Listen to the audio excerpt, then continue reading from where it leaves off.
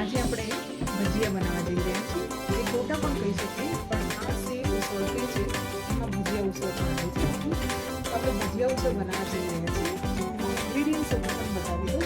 તો important ingredients મેથી છે, કોરિએન્ડર છે, લીલા મરચાં છે, બ્લેક પેપર છે, કાળા મરી આપણે કહીએ છીએ થોડા ક્રશ કરેલા, અને આખા ધાણા છે, મીઠું છે, અને ક્રન્ચી બનાવવા માટે એક ટીપ છે કે જે આપણે બે લોટ ભેગા કરવાના, એક રાઈસ ફ્લાવર અને બેસન, ચોખાનો લોટ અને બેસન અને રેડી કરવાથી ઉસળ માટે જે બધું વપરાય છે ભજીયા એ બહુ સરસ અને ક્રન્ચી બને છે. અને આપણે પાણી યુઝ કરીશું. હવે આપણે શરૂઆત કરીશું કે કેવી રીતે આપણે મિક્સ કરીએ છીએ. આપણે હવે મિક્સ કરીએ છીએ. તો સૌ પ્રથમ હું મેથી નાખી દઉં છું. મેં 2 કપ દૂધ લીધું છે. ફ્રોઝન મેથી મારી પાસે અવેલેબલ છે. એમાં ફ્રોઝન મેથી લીધી છે.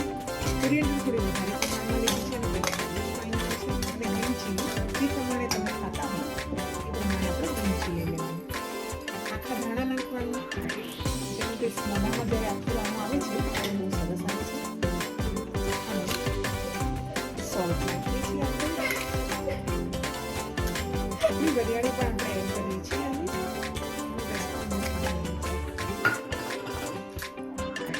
પેપર નાખી દઈએ છીએ. વેરી લાઈટ આપણે મસાલા નાખવાના છે. મસાલાની અંદર આપણા જે ઘરમાં કોમન મસાલા વપરાય છે એનો યુઝ કરીશું. 1/4 tablespoon not tablespoon teaspoon turmeric powder છે. ધાણા જીરું છે હાફ ટીસ્પૂન. ગરમ મસાલો છે હાફ ટીસ્પૂન. અને red chilli powder half teaspoon છે. બધા મસાલા આપણા અંદર આવી ગયા છે. હવે એને મિક્સ કરી દેજો પાણી સાથે અને સરસ બેટર તૈયાર કરી દઈએ છીએ. હવે આપણે એની અંદર થોડું ઈનો નાખી દઈશું. સાઈડ શકશું મેં પહેલેથી નાખી દીધેલું છે. પછી મારે મને ટાઈમ સાઈડ પર મૂકવાનું. 10 મિનિટ્સ આપણે સાઈડ પર મૂકી દીધેલું છે. તમે પણ 10 મિનિટ્સથી 15 મિનિટ સાઈડ પર મૂકો. અને મીનવાઇલ મેં ઓઇલ મૂકી દીધેલું છે. એની સરસ ફ્લેમ આવી ગઈ છે. આપણે જે સ્પ્રેડ કરી દેવું છે. આવું ઓઇલ આવે એટલે આપણે ભજીયા નાખવાની શરૂઆત કરી દઈએ.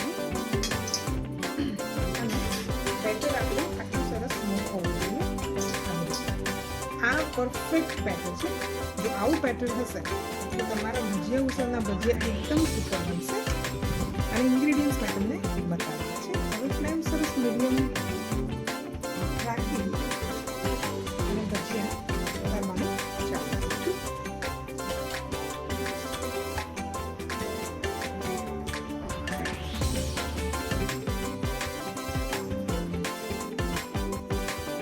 આપણા ભજીયા સરસ એકદમ ગોલ્ડન કલરના થઈ ગયા છે.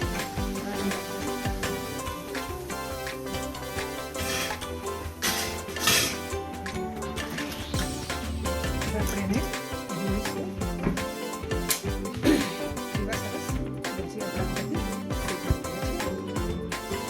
ભજીયા આપણા અંદરથી સરસ શેકાઈ ગયા છે. અને એક્ઝેક્ટ આવું એનું સ્ટ્રક્ચર કરવું જોઈએ. આ બરોબર આપણા ભજીયા ઉસળના ભજીયા છે.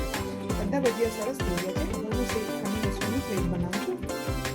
અને આપણે મને પ્લેટમાં બતાવ્યું કે આપણે કેવી રીતે ઉસળના ભજીયા બનાવીશું. હવે આ આપણું ઉસળ છે. ઉસળની જે રીત છે ને એ આગળના વિડીયોમાં બતાવેલી છે. એમાં મેં તરી પહેલેથી એડ કરી દીધી છે. ઓછી કરી છે કેમ કે એ બાળકને ખાવાની છે. હવે એની અંદર હું પહેલાં ભજીયા કરીશ. આપણે નાના બાળકો તો નાના ભજીયા, મોટા બાળકો તો મોટા ભજીયા મૂકે છે. ગાર્નિશિંગ માટે હું ટેસ્ટ માટે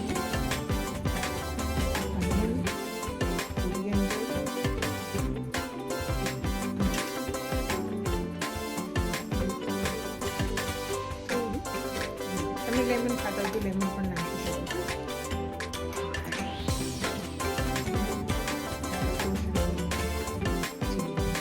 આપણી પરફેક્ટ ડીશ રેડી થઈ ગઈ છે. સેવ્સ